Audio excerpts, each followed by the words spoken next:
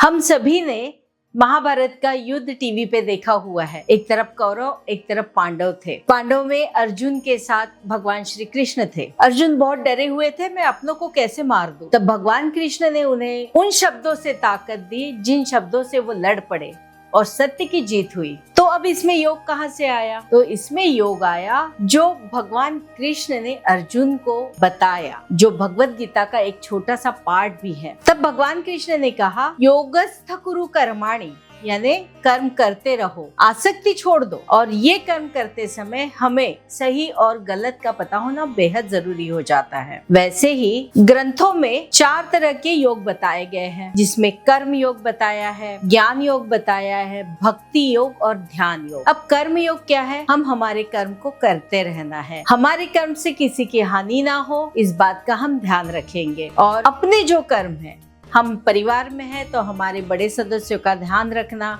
उनकी केयर करना, बच्चे हैं तो उनकी केयर करना, ये हमारा पहला कर्तव्य है। और सामाजिक तौर पे भी हमारे कुछ सोशल कार्य होते हैं, वो हमें पूरे करने हैं। ये कर्म योग बताता है। देन हम देखते हैं ज्ञान योग। ज्ञान योग क्या बताता है? ज्ञान योग बताता है आप तरह तरह का ज्ञान लेते रहो, बांटते रहो, जो ज्ञान आपने लिया वो आप लोगों तक पहुंचाओ। फिर होता है भक्ति योग। तो भक्ति योग जो है हमें भक्ति सिखाता है। आप जिस भी धर्म के हैं, जिस भी जाति के हैं, आप अपने भगवान से भक्ति में लीन रहो। आप जो भी कर्म कर रहे हो भगवान के चरणों में डालो और एक अच्छी जिंदगी जियो, जिससे आपको तनाव तैयार नहीं होगा, आप बहुत खुश रहेंगे। उसके बाद ध्यान योग, जो भी काम कर रहे हो ध्यान से करो, ये ध्यान योग बताता है। अब कर्म भी 3 तरह के होते हैं।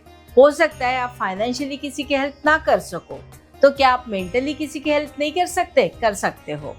आप मेंटली कर सकते हो, फिजिकली कर सकते हो और मॉनेटरी भी कर सकते हो।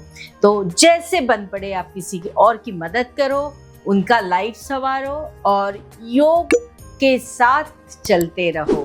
तरह तरह के योग मैंने आपको आज की इस वीडियो में बताया है। अब हम आगे वाले वीडियो में और भी इससे ज्यादा नॉलेज लेंगे। तब तक के लिए नमस्ते।